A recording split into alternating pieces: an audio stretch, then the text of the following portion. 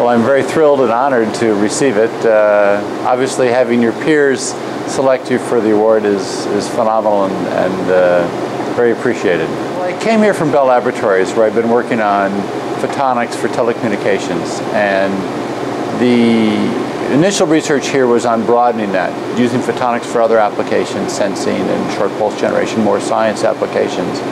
More recently, our focus has been combining photonic revolution, which enabled the internet and really changed the world, right? Because you can now send data across the world and inexpensively, which wasn't true 20 years ago.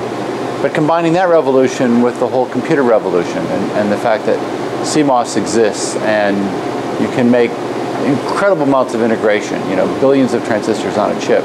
We want to now do that with photonics. So we want to enable much more communication, much cheaper communication by combining these two fields together.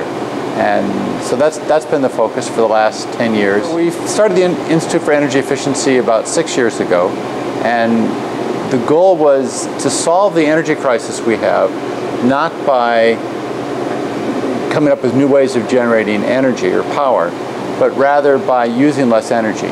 And that's really important for a bunch of reasons, one of which is climate change. So if we don't reduce the amount of carbon fuels we're burning, we're going to see serious impact on our climate and our population and our economy and our whole social structure. My personal research is more in how do you make ever more transmission or data storage at ever less power requirements.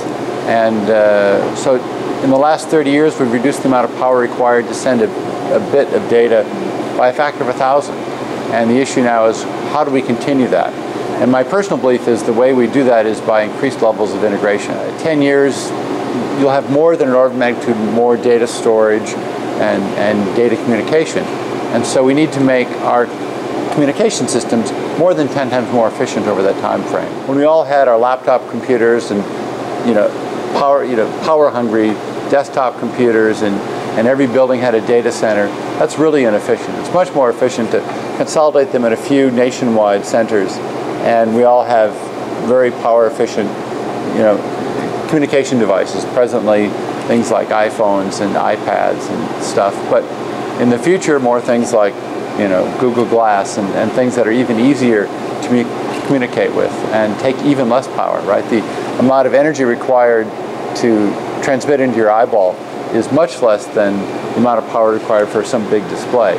And so, we can do more than 10 times better than we are today.